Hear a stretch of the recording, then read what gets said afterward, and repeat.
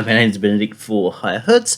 In this video, we are looking at ModulAir from Full Bucket Music.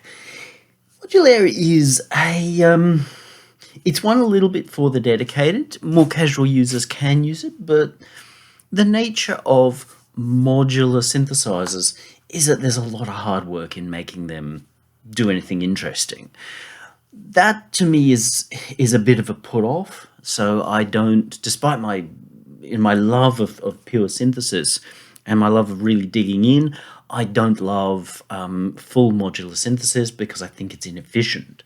But there are some people who absolutely adore spending hours and hours and hours digging into making these really convoluted music making kind of machines within a modular environment. Now, there are now several soft modulars around because Eurorack, the physical thing, became quite the fashion for a little while there. You were nobody if you didn't have a Eurorack and make doorless music, which is just basically goofing around making kooky noises. Fair enough. If people enjoy it, that is wonderful, but it was not the equal of what, you know, Tangerine Dream or Toto or whoever were doing with their big synthesizers. There are several players in this market. Probably the biggest known that you commonly encounter is a Cherry Audio Voltage Modular, and it's cool. It looks really pretty. I'll pop a picture up there. I don't love it, and it never stays with me because I just put it in a piece just to compare it against ModulAir, and just using the free nucleus thing that they let you have, and it was causing me problems with playback in Reason. I'm extending the buffers, which is helping, but it's still causing me problems. So it got rendered, and it'll go, and it'll probably go off my drive. It sounds good, and it's very pretty and technically more versatile than ModulAir. But once you go past the basics, obviously you have to start paying. Nothing wrong with that. Modular synthesizers are a lot of work to build, a lot of technical difficulties. So a free modular synthesizer as a VST is a relatively uncommon thing. Somebody's going to go, oh, VCV, but VCV is free for the desktop, but not for the VST. There's quite a price jump between free and, I don't know, it was 150 or something or other for VCV. So it's not free at all. They've run through their beta as free, but now you can actually bring it in as a VST, which is fundamental to working with a DAW. In the smarter sense, yeah, you can wire out to here, there, and everywhere, but the whole idea of a DAW was that you didn't. You had this one box, you hit save, everything comes back exactly as it is. You don't have to open 57 programs and get them to talk to each other again for the next 5 minutes before they have a cow and stop. So that leaves Full Bucket's ModulAir reasonably open in the market as being one of the only, if not the only, free, what we might call fully modular synthesizers out there, in which you can really plug things together and rack them up quite like an original Moog Modular or the more modern Eurorack kind of thing. It obviously borrows a fair amount of inspiration from the Eurorack in its styling. Let's have a quick look into the demo and how it was built. We've got 3 sounds here, just the first 3. The first is this. It's another Full Bucket device. Honestly, it's the only Full Bucket device that I actually use. I've tried several of their things. They just don't entirely float my boat. Not because they're bad, it's just because been there, done that. And I don't need something that takes my time away from Thor, Europa, what have you. But Bucket Pops is really rather cool. There's a fair amount of depth inside it. You can get into sequences and settings and all kinds of stuff that I really don't want to know about, or just the device itself, main page, which is a pretty darn good emulation of the old mini pops, which most people would know, as you probably heard there, as being the drum machine from Oxygen Equinox. And it's a very nice emulation of that. The next sound was our string. One of the advantages here is that we can do polyphonic. To get polyphonic with Voltage Module, with Cherry, my understanding is that you have to pay to get the modules that allow you to do it. It is there, but it's a paid thing. So if we're focusing on free, like that's important, and you know I'm not a big fan of free being the deciding factor, but that was in this case. The fact that this allows you to play polyphonic puts it well into far more usable territory than being stuck as monophonic. Yes, if you're getting heavily into the modular thing and going and being rigid about it, yes, they were all monophonic, but they were monophonic because of the technology, not because people wanted them to be monophonic for any great advantage. You will notice, though, as you go from mono to poly in this, that something that sounds great level-wise here, as soon as we go into poly, can easily start to distort.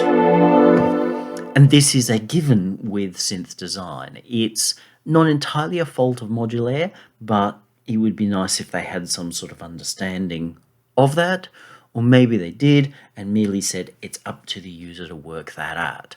I have no argument either way. The system is quite versatile, but because of that and because of its limits, there are some frustrations with it. You really have to get your head around things. It took me quite some time, again, to work out how to do these effects, which are going to behave like real effects rather than being put into the voice path. Obviously, if they're put into the voice path, they use an awful lot more CPU, and then the phaser is just phasing each individual voice rather than phasing the chords, and the resulting sound is quite different. So the routing in this case was, well, a little bit painful, and the manual didn't entirely help. It thought it was helpful, but it told me what he already knew without telling me everything that he knew, which was enough to actually get me there. But eventually I worked out how to do it. So we have voice level modules, and then we have these global modules, which are like going out to an effect unit where you've got a whole chord coming in and the effect module affects the whole chord rather than each voice inside the chord. So there's a fair amount of flexibility in here. You just got to get your head around how to do it. And then the last sound was the lead that you heard.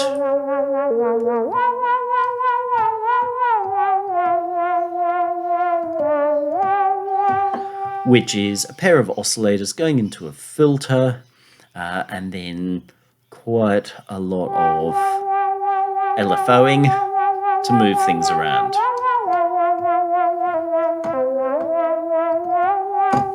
And as you'll notice, the sound from this is really very authentic, and that is rather charming. It does mean that it may not deliver as well some of that really modern, strident, hard kind of sound that I hear people getting out of VCV and Eurorack. But if you come to this thinking, ooh, Moog Modular or System 100 or something like that, then the sound is immediately going to appeal. You hear that straight away it did a very nice job of the Jarre Oxygene Equinox kind of sound. Let's run through some presets. Actually, we'll just pick this one because it's already focused. So there are quite a lot of presets in here, which is good in the sense that you probably will need to take some time to work out how to wire things together, how to get certain results.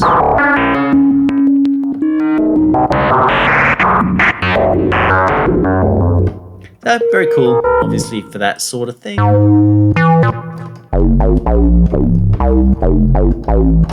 K35 being Korg MS-10, that's the name of its filter. It's showing off a particular module.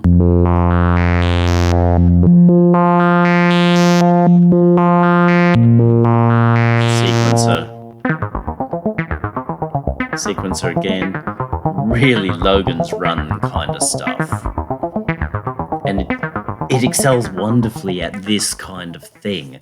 That sound, that feel. Technically, it's probably more of an ARP or Korg kind of sound. Full Bucket, I've put a lot of time and energy into emulating a ton of Korg stuff. Lots of those sorts of things. There is some spectral stuff. There's also the ability to import waves for various things. So you can have them as samples or even into wave tables. So that's a little bit further on than you think it's going to be.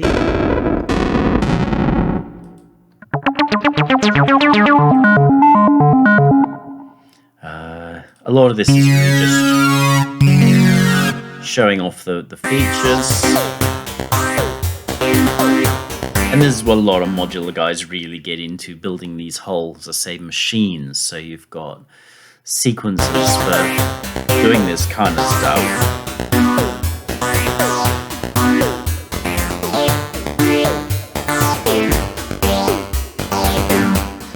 So that's sort of very Yellow Magic Orchestra kind of stuff. Thank you. Simpler version thereof.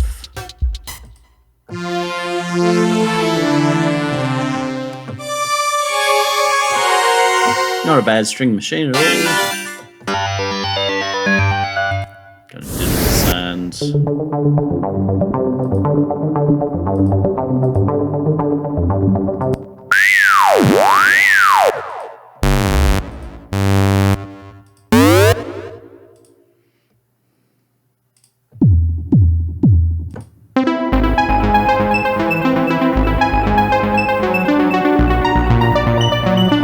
So we can go through patches for ages, but there's not a lot of joy in that. I'm more interested in sort of looking through the program in a little bit more detail. I will not be able to go to the full detail that I go through with everything, but enough to give you a sense of how you can get started if this is a path that you want to go down. If you already know enough about modular, you'll work it out fairly quickly once you overcome the little speed bumps of how things are wired together and what hard limits there are here. People often like modular because they go, oh, there are no limits, man. Everything has limits, and this has some pretty hard limits, which are inevitable with the with the fact that they're delivering something pretty complex in terms of the coding technology within a small box, so to speak. So let's have a look at Full Bucket, who they are. Full Bucket is, as far as I'm aware, one fellow, and he's got this massive list of instruments that he's built. They are built in code using an existing VST type structure. That's not unusual at all.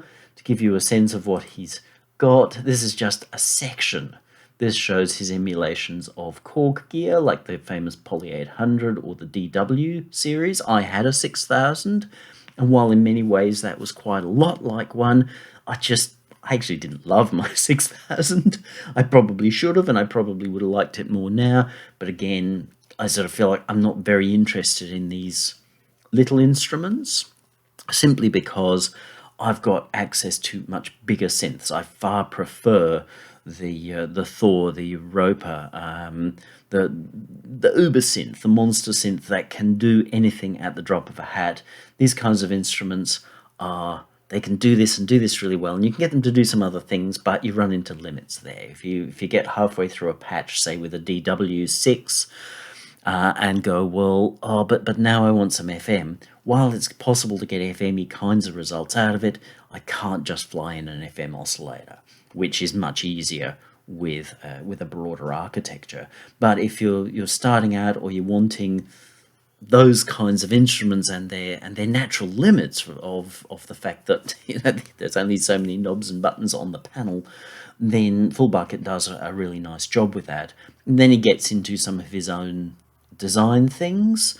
and the polyphonic modular synthesizer is the top of the pile there. There are some effects down the bottom as well, which are, well, very much the same as what's inside ModulAir. And for the price and everything, they are pretty cool. You've just got to understand how they work. Some of them I feel like are not as powerful as I would hope for, but I've got other things, often payware, which is delivering stronger results. But if you're wanting to build a whole studio full of gear that works and gives you quite a lot of options, then you could do an awful lot worse than sort of just grabbing quite a few of these even. And that's equivalent to what some reviews ago with Rob Pappin's Predator, I showed you his Nova record, and that was that was like this sort of thing was their gear. So it's not like you need an awful lot. Really, there's no reason why you can't make a record just with one synth now, because they're VST. You don't need 57 synths around your room because you just need one. In terms of, we might as well run through the good and bad. We've covered some of that already. It sounds nice.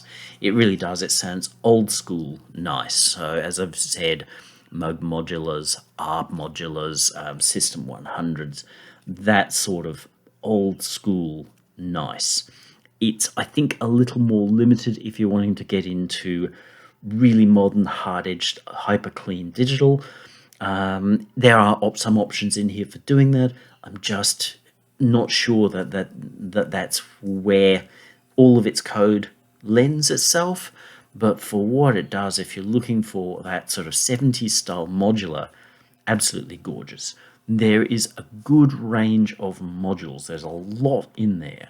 And I think this is still growing, but even if it doesn't grow any further than this, for the price, there's a very large range of modules that cover at least the functionality and the logic of how all these things work. As I've said, some I'm not convinced how strong or powerful they are in their effect, but there's a lot that can be done here. And of course, it is free. As I've pointed out, while there are other contenders in the market for the VST modular, that appears like a real old school modular, then I think this is the only one that's kind of complete and free. The other ones are little bits and pieces that are free, and then the rest you're going to pay for. Now, I am a big fan of payware because I generally think you do get what you pay for. But here, you get an awful lot more than you paid for, which is nice. It's very generous of him. The bads or the limits, it is very time consuming. This is the nature of modular across the board. So that's not specific to ModulAir, but some things are a little more time consuming with this than other systems. But bear in mind, you got this for free.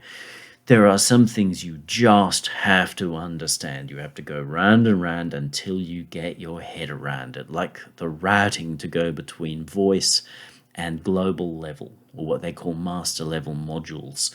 That took me a long time, and it was something that I actually worked out, I don't know, months, years before, when I tried this in a much earlier incarnation, and it was just like head scratching. This is to be expected. It's going to happen with whatever modular type system you pick up. It requires a real mindset, so don't wander into this thinking, oh, it's just all going to be easy, walk in the park, sniffing daisies kind of stuff. No, it's going to be infuriating. Now, I did notice quite often, and this may be a reason-only thing, but it seems to be a thing, in that, particularly with this sequence here, I was hearing dropped notes. Sometimes synths in Reason, certain instruments don't like notes that butt against each other, but this sometimes was dropping the first notes as well. So I don't know whether there's a timing issue or what it is. It may be a transient issue with this version, won't be there in the next version, but sometimes I was hearing dropped notes when sequenced, which was not entirely ideal. If you do have it and you can work out the logic for it, fire him off a bug report. He does seem to respond to these things. So overall, if this is a path you want to go down, either casually for the occasional bloop, bleep, bleep, bleep, bloop kind of modular sound, or because you really want to get into building these monstrous machines, while this has some limits for the price, it is a really great starting point. If you do decide to go buy Euro racks, just understand that there can be a massive money pit in that. And if it's a hobby and you understand it's a money pit, not a drama in the world. If you think that owning more Euro rack modules than everybody else in your neighborhood will make you famous, no. Those days are past. It's all about what you do and, of course, how popular you are with other people. So don't think that buying more gear will actually get you there. That's nothing to do with this, but I know that that's a mentality that I see amongst a lot of hardware synth heads, that they have this mindset that, oh, if I buy one more device, then I'll have more ability to do the thing that I want to do, that I'm destined to do, and there will come my success. Nope, been there, done that. That's part of why I got rid of the whole lot and now just work with the smallest sort of amount of gear that I can, because I know that it's about what I do with those things that really counts. So, part 2, we will look into programming this fine fella. Oh, if you haven't noticed, and I should have mentioned, I meant to mention it in the overview on the piece, we do have Hertz delay. The free, ever so lovely and tremendously blue, Hertz delay doing echo reverb duties. That was across the little demo piece, and it's across everything just because dry sounds are not much fun, especially in cans, which are awfully dry in the first place. So we can get rid of this, open ourselves up an instance. Here's one I prepared earlier. Because we've been looking at Dext, I looked at the FM capabilities straight away, popped in a oscilloscope module, an oscilloscope module, to have my grammar correct, just so I could see, well, okay, what did it seem to be doing? Almost talking to aliens there. So we've got an amplifier, which is really just being used for as a volume control. We've got 1 FM oscillator, 2 FM oscillator, 3 FM oscillator. Remember, technically they're operators, but in this case, calling them oscillators is more than sane. And we've got them exerting upon each other. And the envelope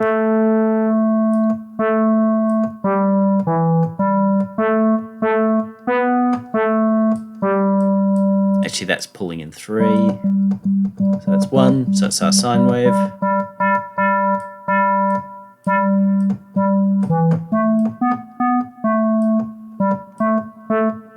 And then that's 3.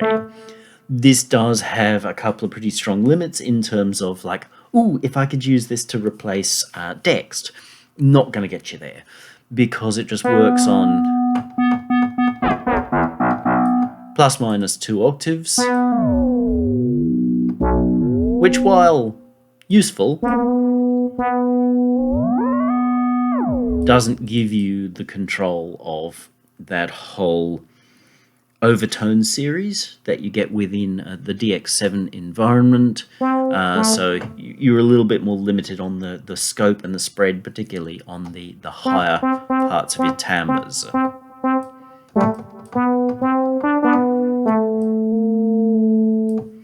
But within what it does give you the ability to fly in some FM isms to the sounds that you're making, and for simpler FM sounds will definitely get you there with a nice kind of feel. It doesn't have that hard digital glassy feeling of a DX, which is going to either be a frustration because it doesn't sound like a DX, or is going to be like, oh, that's nice, I can get some of that FMism, and it's sort of rounded off in an analogy kind of a way. So that's a patch. To get somewhere, we need to go into our settings. We can change window sizes and what have you, but my experience shows that if we drag this out here, it will go back to the size that it was before, and the window sizes that they give you are not really very useful. So when I say save window size, It tells me that it saved it, but it doesn't seem to save this stretch of it. But because it goes from 100 to 200%, that's going to overfill my monitor as it is. So it's just one of those things you've got given it and then not really thought enough about how that works. But otherwise, everything is sort of as you want, but we've got init. Cool. Init. Do I want to? Yes, of course I do. Nothing. So this is like phase plant, not a thing. If you want to open up and feel like you've got a basic architecture there already, then you might want to save yourself some patches which become those. Did I see the ability to have select a startup bank? So you don't seem to be able to set an initialize program, but you can at least set a bank. So you might make a bank of some basic types of synthesizer forms that you might want and set them as your startup bank. I assume that sound 00 would automatically load to what you want. You can get into MIDI learning and stuff. I'm going to leave that alone. As I said, I'm not going to get into every feature here. So we've initialized. We then run through. We've got options. We can say none to get rid of something if it's there. We've got different oscillators. So a basic oscillator, a pair of oscillators, that FM oscillator, a formant oscillator, which to be honest I haven't played with, a wavetable oscillator which allows you to load serum files. If you load a normal sample, it will then allow you within reason to step through that. A straight sample player, which took me ages to work out how to work. It was there in the manual, but you sort of think, why didn't you default to that? But so what? And then a noise source. So you've got quite a lot of different options there for oscillations. Here's our basic oscillator. Again, nothing's happening. You do have to wire it up. So input here, left and right. There we go.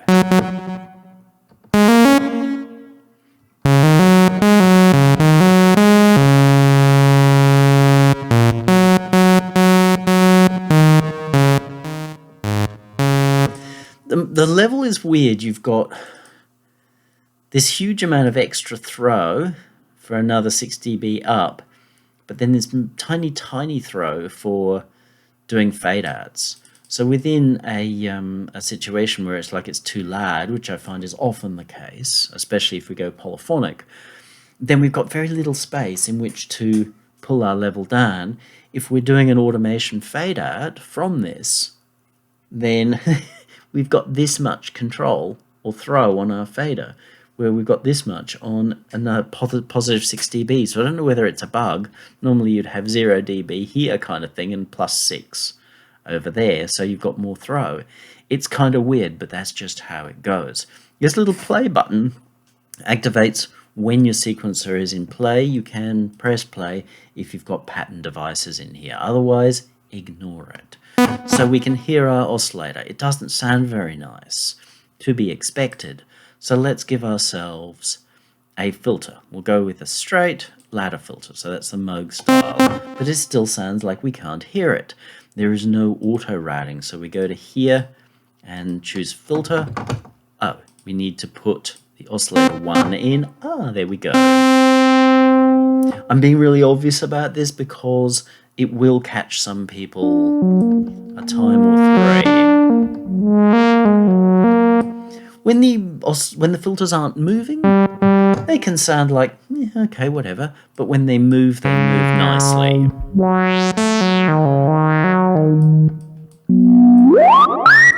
They will self-oscillate as well.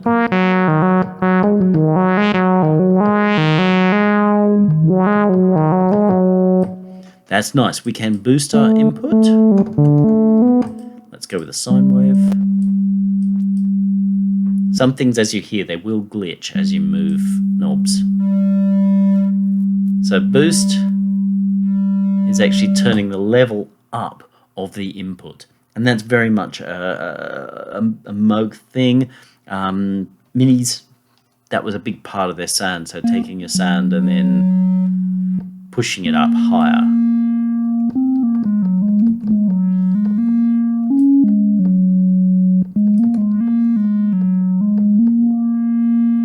So don't think that it's just about starting with this sound or this sound and wondering why you can't quite get the same result.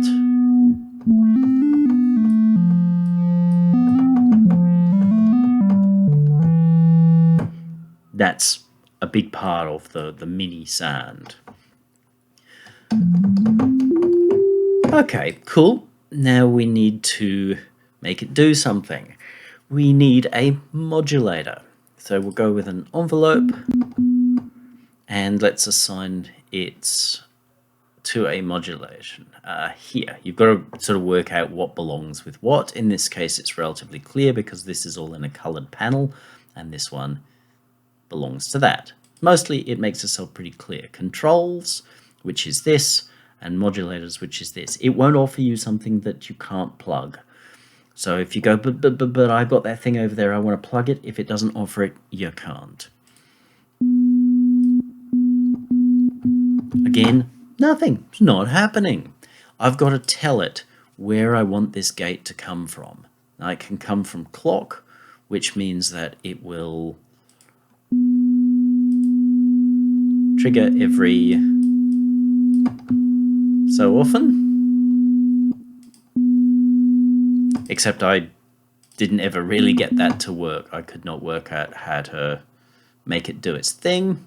Or in common, single trigger, multi-trigger, voice trigger. Should.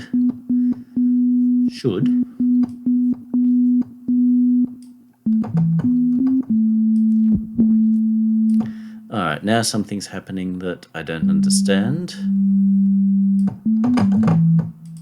And let's go back to this one.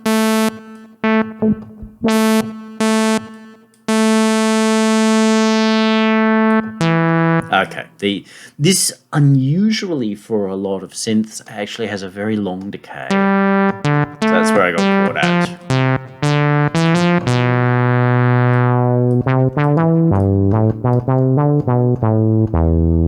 And that's a nice filter.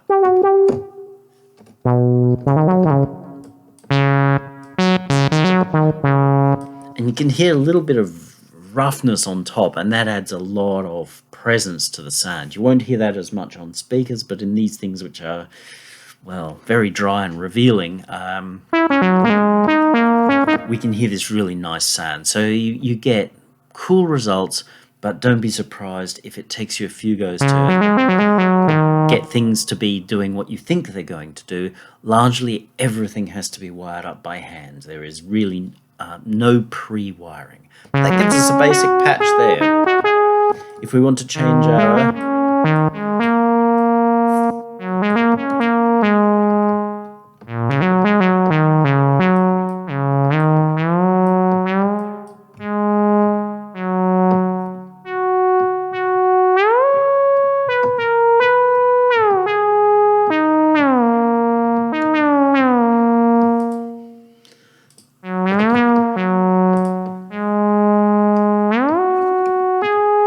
it doesn't give you a full range of choices with regards to mono and legato, which is a little sort of frustrating, but it's a limit of its price, and I don't really have a complaint on that. You can choose this overall ADSR. You could always bypass it, but it makes sense to have it here on the masters. It's going to behave better.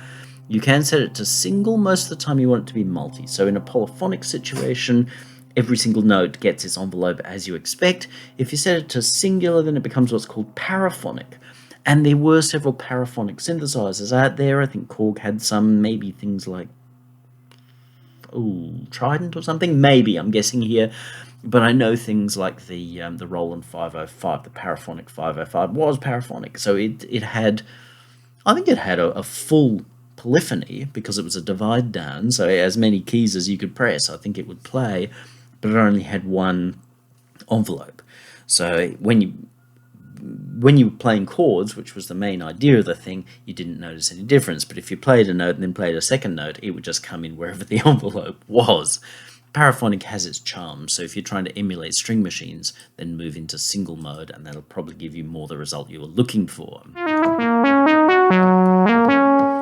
Now we can put things where we want them to be, which is good. So if we take a modulator, add an LFO, and we want to LFO our pitch, phase, shape, mod shape, and then these ones are a little harder to tell what they are, but we can take this, modulators, LFO1, LFO1. If it's too much, I can turn it down here.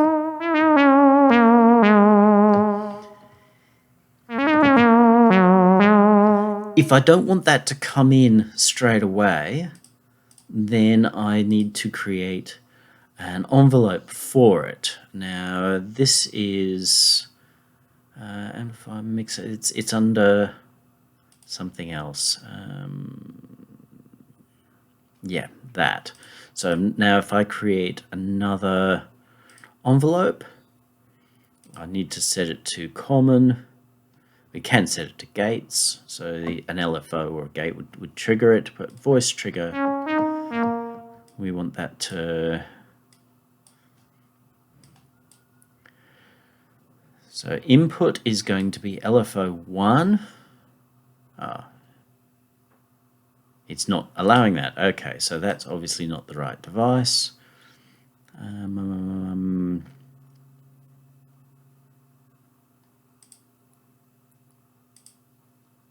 There we go. This will be the right device.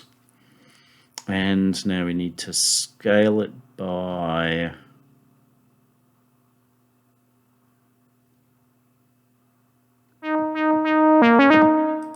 Okay, let's see what we can do. Envelope 2. Nope, that doesn't seem to be the one. Forgive me learning on the job, but this is how it works. And now this needs to take from voltage processor C, seems to be the one we're using.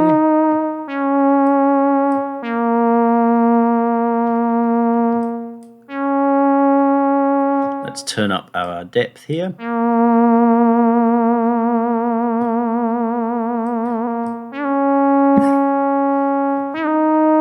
Hear how the LFO comes and goes.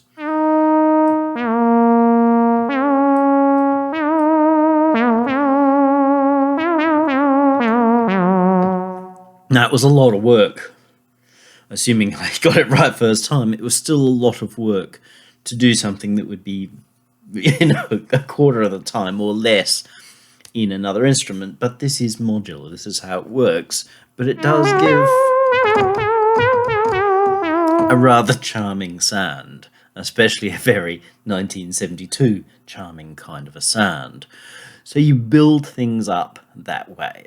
If we decide we don't like a particular module, we can change it. So I could change my oscillator to a dual oscillator. We lose some of our settings, fair enough.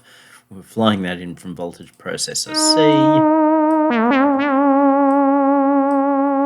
But now we can fly in oscillator B. And here how that's gotten distorty. And this is where we need the throw of this knob, but kind of don't have it. We've got it there technically, you can access the numbers, but in terms of moving that knob smoothly or what have you, not there. But that is a nice sound. But let's take this and modulate it by envelope 2. Let's just turn that one down for the moment.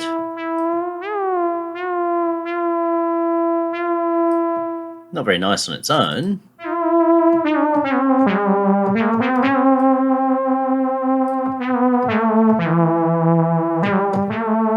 Oh, you can see, you can hover, so you can show what's coming from where. It does help sometimes. I'm good at having a mind that carries what's happening in this, but when you come back later, sometimes that can be a little harder, but nonetheless, my mind is very good in this sort of sense. But this sort of thing does help a lot, especially if you're investigating somebody else's patches, and especially if they make them kind of randomly.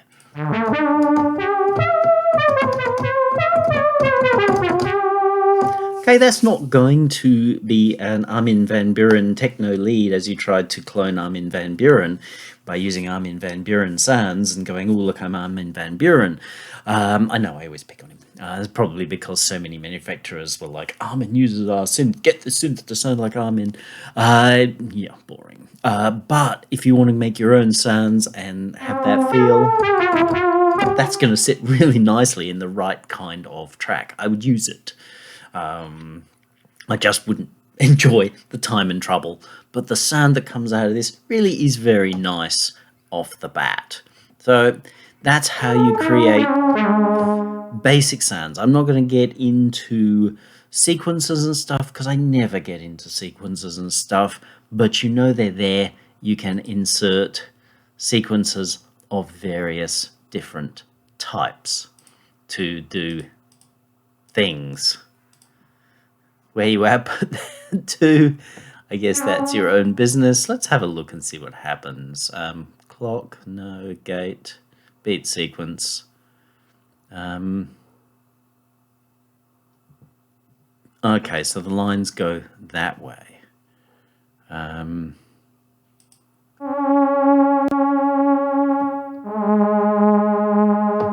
Doesn't work the way that I think that it would, but it would take time to work out how that would behave. I may have had it right, may have had it wrong. Don't know, don't entirely care. If you want to get rid of something, just hit none. If I want to move one of these things, let's say I go, no, look, it's better for this envelope to be over here. If I right-click, move to position, and this is where you need to know your positions. The first row is 1 through 8, or 0 through 7. The second row is 8, 9, 10. So it should be number 10. As a reference, it can show you LFO 1. Oh, that's in that position there.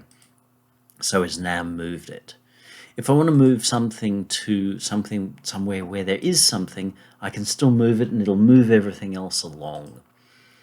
So it's quite well thought out in that way, but it won't fill back up a gap. This is how it goes. This is welcome to modular. But they're little tools for rearranging. Now, if I wanted to put in an effect module, so let's have a look at a different one. We'll grab the stereo BBD because it's got mix. Okay, so voices some left and voices some right to get sound into it. And, oh, it's actually taken the... There we go, we've got our delay time.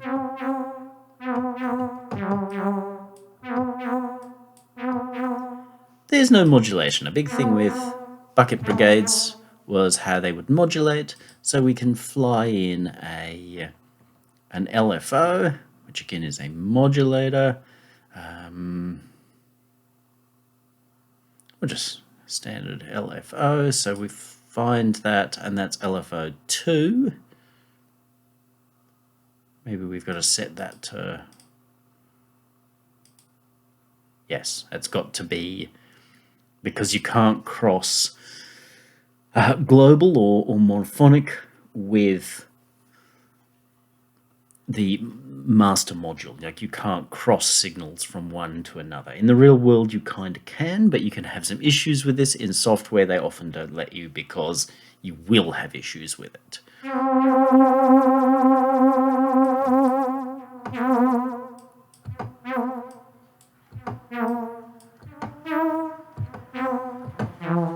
Okay, we can hear that moving.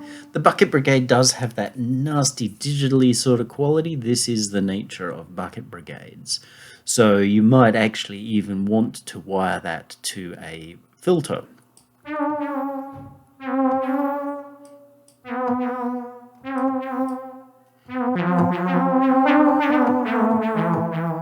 So let's look at doing that. We'll turn that into a master module. We'll find a filter, which we should be able to...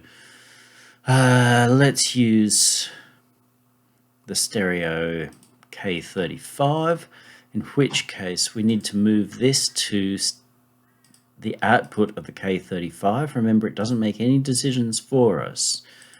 And we've got to take the sound from our BBD.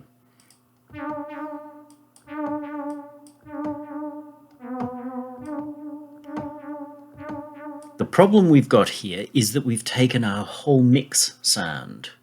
So we would need to think through our routing to output our sound to probably a master module to then allow ourselves to send off to a delay and then bring it back in. So we'd have to create our own little mixing desk because this is filtering the whole thing. But it is solving the problem of that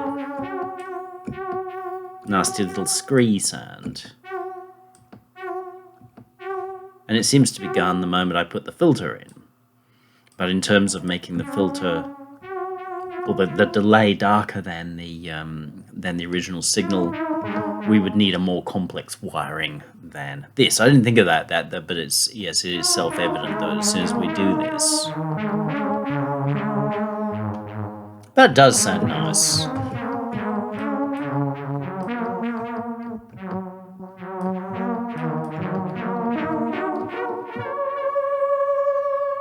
Yeah, there's our sort of our scree sound as it moves around. That's from the capacitors, because they literally moved the signal, the electricity into a capacitor, which would take a certain amount of time to charge up, and then it would move it on to the next capacitor. So as it moves from one to another, it actually got a lot of distortion in it. Bucket brigade delays sound terrible. But so long as you've got the right kind of filtering on them and learn to live with them, when they get it right, they sound gorgeous. But that basically is how we build patches. I'm not going to go into how to build even more complex patches. It gets a little absurd. Unusual things, resonators, I didn't find them very powerful. That's your mixers and things like that. That's what we would have needed to bring into play, mixers, blenders, what have you. Ring modulators, some saturators, and there was the, let's see if we can change our oscillator to a sample. I did have this going. Let's have another go. So we click here to find the sample, which we will have to look through my drive. So D, in reason, in refills, in samples. Here's one I prepared earlier, and it doesn't work. This took me a long time to work out what to do, and I'm worrying about, what is this trying to tell me? It's not telling me anything, but you've got to actually trigger it. Again, it's one of those things I sort of think, why don't you just default it to voice? Let people change it for something else, but at least it works.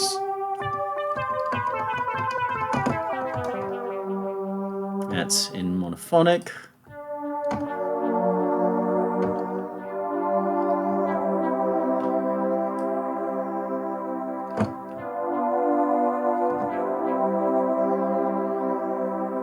So we'll pull back that modulation there, but we do need to give back our voltage processor, which was C.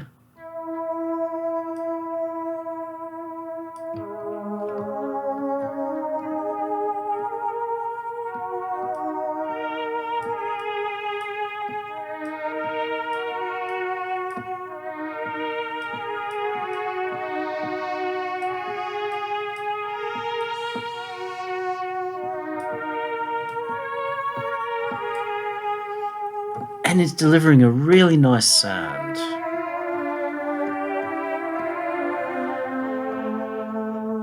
So if you're looking for something that will play back samples but allow you to give them a far more old-fashioned, nice sort of synthesizer feel, then the ModulAir definitely can get you there. If you don't want to go down the road of these master or global things, don't worry about it. Simply put your effects outside of, just as we've got Hertz delay. providing echo to soften things up. So my final words are that yes, it's a market that seems to have a lot going on in terms of modulars, but at the same time, it's a market that's reasonably bereft of free entry-level things outside of the Cherry's voltage modular, which is quite limited. Fair enough. Once you get into payware with them, there's a lot of flexibility. There's a lot of stuff that can be done, including polyphonic and what have you. Do check it on your system, because as I say, I've found, at least with Reason, that it doesn't seem to play very nicely. Other doors, probably not a problem. I've got quite a lot of friends who do run this and do a lot of stuff in Cherry's voltage modular. So I'm not saying that it blows. It's a pretty powerful piece of kit, but they're putting a lot more of their attention into little standalone synthesizers sold for $39, because ultimately a lot of people find the modular is not as much fun as they thought it was going to be and can just soak hours with very minor results. Like this would have been really easy to create in NXT in a fraction of the time, a minute, and I'd be done. Add some effects within the next 15 seconds and I'd be done. But there is a charm in playing inside the modular thing, and this gives you access to a fully functional monophonic, polyphonic, modular environment that has a lot of modules already there, ready to go, and a fair amount of flexibility, including this ability to go off into the master modules, the global modules. It's a bit of but it works, and once you get used to it, you would find it flowed pretty easily, provided that's the path you want to go down. The sound of this really is very, very nice, and I think that Full Bucket, and I really don't remember his name, does a great job of delivering a very workable feeling of a sort of 70s, 80s instrument, and that's very much to his credit. What his secret sauce is, I don't know. Maybe there isn't one. Maybe it's just the sense of architecture, but whatever it does, it delivers a very nice kind of feel or result.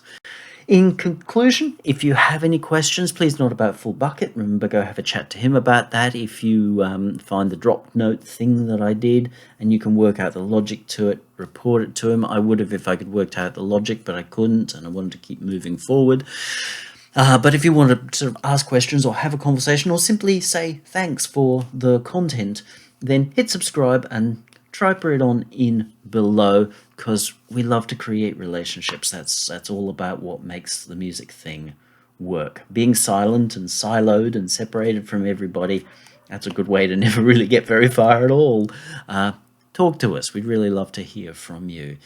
There's also higherhertz.com there.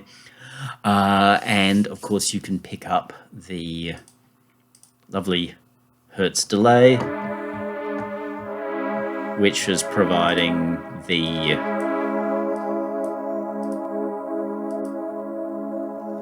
reverb duties here. Otherwise, go out, have a play, and most importantly, keep having a great day.